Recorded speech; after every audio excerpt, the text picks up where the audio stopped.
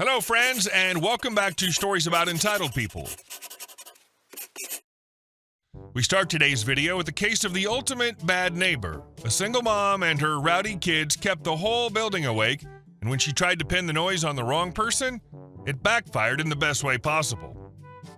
But before we begin, best way to support our channel is to leave comments, like, and subscribe with the turned-on bell so you don't miss the new video every single day. Here we go. My upstairs neighbor wanted me gone, so she lied. Her plan blew up gloriously. About 20 years ago, I was living in a 2-story apartment building, the kind where you could hear your neighbor sneeze through the thin walls. For the most part, it was quiet and tolerable, until the neighbor from hell moved in above me. She was a single mother with 2 teenage boys, and from day one it was clear she was going to be trouble. Over the time she lived there, I dealt with more than my fair share of her nonsense, petty disputes, screaming matches in the hallway, and constant run-ins with her kids who seemed to think respect was a foreign concept. Honestly, I could write a whole series of stories about the chaos she caused, but the one that finally pushed things over the edge and ultimately backfired on her was the saga of the noise complaints. When school let out for summer, her teenagers turned into nocturnal creatures. They stayed up half the night, blasting music, watching TV at full volume, or horsing around in the apartment above me like they were practicing for a demolition derby. My bedroom was directly below there, so every thump and bass beat vibrated straight through my ceiling. Now, I love kids. I even understood they needed an outlet during the summer. But I also had to be up early every morning for work, and her complete disregard for anyone else's right to sleep was maddening. Talking to her wasn't an option. She wasn't exactly the approachable type and had a talent for turning any conversation into a shouting match, so instead I reported her to building security for noise violations. A few weeks later, I had to leave town for a 3-week business trip. When I returned, travel-weary and ready to collapse into my own bed, I found something taped to my door that made my blood run cold. An eviction notice. According to management, I had ignored multiple noise complaints and was being booted from my apartment. I stormed down to the leasing office, paperwork in hand, demanding an explanation. The agent behind the desk calmly explained that I had racked up numerous complaints over the past month and had failed to respond to any of them. "Can you tell me the dates of these supposed complaints?" I asked. The agent rattled them off. I flipped through my expense reports and hotel receipts, all dated during the exact times in question. I was in another state for 3 weeks. Here's my documentation: plane tickets, hotel bills, restaurant receipts.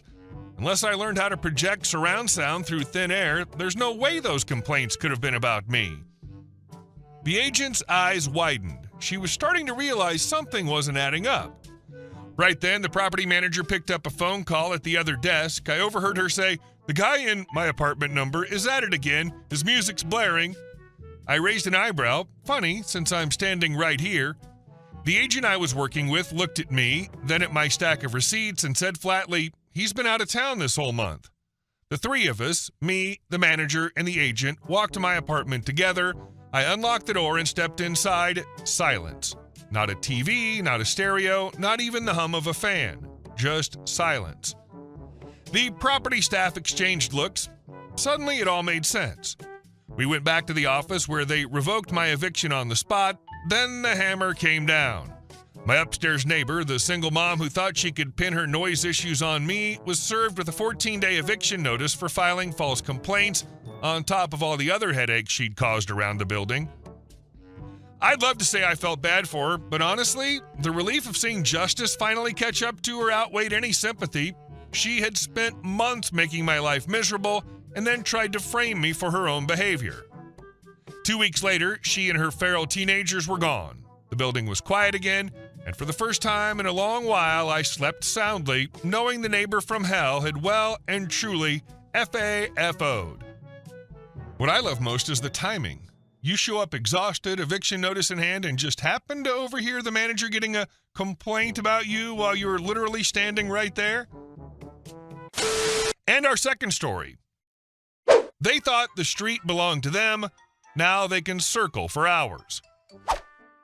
When a new neighbor moved in last year, I didn't think much of it. For the most part, they kept to themselves, and I didn't have any reason to dislike them. The only noticeable thing was that they seemed to have an unusual number of cars. Far more than the average family. Naturally, they started parking them all along the street. At first, I didn't mind. After all, it's public street parking, and I rarely needed every inch of curbside space. But a few weeks ago, something shifted. They went from casually filling up the street to acting like the curb in front of my house had their name on it. The first sign was when my wife tried to park her car in front of our house one evening. She got out and noticed the neighbors glaring from their driveway. The next day, all of their cars were strategically lined up in front of my property, while the space directly in front of their own house sat conspicuously empty. They left them there for days, as if to say, "This is ours now, don't even think about it." I tried to brush it off, but Friday rolled around, the one day of the week when I actually need the curb in front of my house. That's when the trash gets picked up. Usually I put my cans up on the curb and pull my car into the driveway, except that Friday, their car was parked directly in front of my place, so I had to leave my trash cans at the edge of my driveway like an amateur. And of course, when I looked over at their house, their side of the curb was completely open. Not a single trash can, not a single car, just empty pavement mocking me. At that moment, I realized this wasn't coincidence, it was deliberate. They were just being inconsiderate. They were staking a claim. It was a territorial move. And if they thought I was going to just roll over and accept it, they were mistaken. The next week, I changed the game. I had a trip out of state, so instead of leaving my car in the driveway, I parked it curbside right in front of my house. For several days while I was gone, my car sat there, occupying the space they wanted so badly. I got back, and instead of moving back to my driveway, I doubled down. Every day when I came home from work, I pulled into that curbside spot first. The driveway was now reserved exclusively for Thursday nights when I needed to take out the trash. It worked perfectly because I usually get home earlier than they do. By the time they returned in the evening, the space was already taken. I could almost imagine the frustration building when they realized their plan had backfired. They tried to bully me out of my own curbside, and instead, I claimed it more aggressively than ever. Do I technically need that spot every day? No. But am I going to keep it just so they can't? Absolutely. What started as an inconvenience for me turned into a small, satisfying act of revenge. They wanted me to be the one inconvenienced by their fence of cars, but now they're the ones circling their own street, trying to cram their fleet into the shrinking gaps. And honestly, I'm not even mad about it anymore. Every evening when I slide my car neatly into that curbside space, I feel like I've won a tiny victory. A reminder that sometimes the best way to deal with territorial neighbors isn't with shouting matches or passive-aggressive notes. It's simply by beating them at their own game. Honestly, people like that don't want a parking spot. They want control. The second you stopped giving them the upper hand, the whole game shifted. It's funny how something as small as curbside parking can expose how entitled some neighbors are. They could have just parked in front of their own house like normal people, but no, they had to make it a turf war. And now they're the ones circling the block while you're chilling in your own space every night. And our next story. Block the street? I'll just leave my car there. I went to visit my parents last week and saw their neighbor's old car parked there, which reminded me of the one and only interaction I had with them about 21 years ago. The neighbor had, still has, I just saw it last week, a very old car in somewhat decent shape. I'm sure holds sentimental value for him, but it's not a fancy or rare model, just old, maybe late 70s or early 80s. At the time, my wife and I had just married, and we were saving money by living in an apartment that belongs to my parents right next to their house. Both my wife and I had each our own cars, and on that Saturday, I needed to take mine to the shop for something simple, an oil change or similar. I don't remember exactly what. We planned to drop my car and then go have breakfast nearby. So I drove my car, and my wife followed me in hers.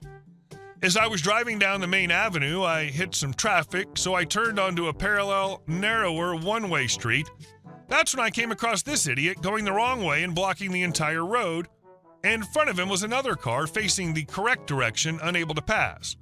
The driver of that car honked and yelled, but the jerk refused to move.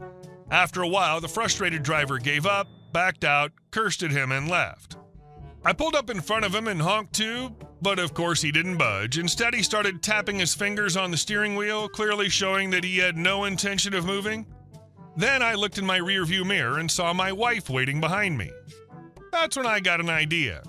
I shut down my engine, exited the car, locked it, and yelled to the other guy something like, "Good luck," or "F you," I don't remember. I hopped in my wife's car and told her to back up. She was confused at first, but quickly caught on, put it in reverse, and we drove back to the main street, leaving him there stuck. The look on his face was priceless. We drove 1 block down, then looped around from the other end, technically also going the wrong way, to see what he was doing. Sure enough, he was struggling to maneuver his car around mine. The only way he could get out was by reversing and making a U-turn. As he was doing this, he spotted us parked nearby, watching and laughing. His jaw dropped. I threw in a snarky remark, got back into my car, and drove off, this time in the correct direction.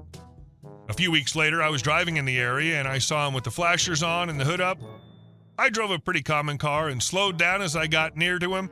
He approached me, and when I was very close, he finally recognized me. I gave him the finger and sped away. Last week, I saw he still has that same piece of junk parked outside his house. I can only hope it stranded him many more times over the years. He basically forced himself into doing the very thing he was refusing to do in the first place, backing up and turning around. And then to catch him mid-struggle while you and your wife sat there laughing, that's the kind of humiliation that sticks. And our last story. Karen, I own this pub. I own a small pub in a trendy part of town. Nothing fancy, 28 seats, cheap but good food, and a shuffleboard table that keeps the regulars entertained. We run lean. When we opened, I was behind the bar and my now ex ran the kitchen. Even now, I usually take care of the front when things get wild, but sometimes I'll sit down, grab a burger, and relax with the regulars. One Friday, the lunch rush hit like a tidal wave. My bartender was running ragged behind the bar, pouring pints and shaking cocktails for 20 people at once. I grabbed a tray and started running plates out to tables. That's when she walked in. Karen. The haircut, the attitude, the look of someone who was already mad at the world and just needed a target. Lucky me. I set a tray down at her table, trying to be polite. Karen. I have never seen it take this long to get a sandwich. Me. Sorry for that, love. My bartender slammed, but we'll get you sorted. She narrowed her eyes, looking me up and down. I was in a decent button-up shirt, so I guess I looked too managerial for her liking. Karen. Oh, I know she's busy, and yet you just sit over there playing shuffleboard and eating your burger while she drowns. What kind of manager are you? I blinked. I literally own the place. But I decided to stay calm. Me. Actually, Karen cuts me off. Don't bullcrap me. I'm calling the owner right now. He needs to know what a useless manager you are. And with that, she whipped out her phone and pretended to dial. I ignored her and went back behind the bar. My bartender leaned over and whispered, "Oh God, that one's here again. She calls the boss every time she doesn't get her way."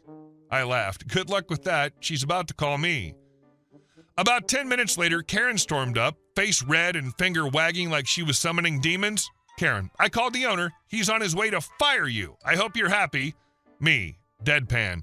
That's going to be tough since I am the owner, and you're the reason my blood pressure spikes. Her jaw dropped. Then she slapped me across the face.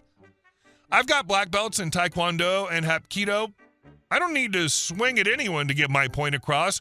When she cocked her arm for another slap, I caught her wrist, twisted her arm behind her back, and gently pushed her to her knees. She let out a screech like I dropped her into lava. The pub went silent. Everyone turned to stare. Karen screaming, "You're assaulting me! I'm going to sue you, and you own this place!" Me. You just assaulted me. Try that again and you'll be eating through a straw. I asked my bartender to bring zip ties from the back. I bound her wrists so she'd stop flailing. She was shrieking the whole time about how she was going to ruin me. Right then, 2 cops walked in. Apparently one of the other customers had already called them. "Cop, what's going on here?" I explained everything calmly. The bartender backed me up and half the pub chimed in as witnesses. Karen tried to cut in, claiming I attacked her for no reason. The cop just looked at her, then at the red mark still on my cheek. Cop, "Ma'am, you're under arrest for assault. You have the right to remain silent, though I suggest you actually use it." As they hauled her up, she screamed at me one last time. Karen, "You'll regret this. You'll lose everything." Me, grinning, "I'll regret not banning you sooner. Don't come back." They walked her out in cuffs, and the whole pub erupted in applause. Drinks were on the house that night, just to thank everyone for putting up with the circus. Karen hasn't been back since, and if she does try, she'll find her picture taped right next to the register under the words, "Do not serve." The irony of her "I'm calling the owner" line was perfect. Like she walked right into her own trap. You didn't even need to raise a fist, just a clean arm lock and the truth. That red mark on your cheek sealed her fate before she even opened her mouth to the cops. Hey guys, thank you all for watching the video. I'll see you in the next one.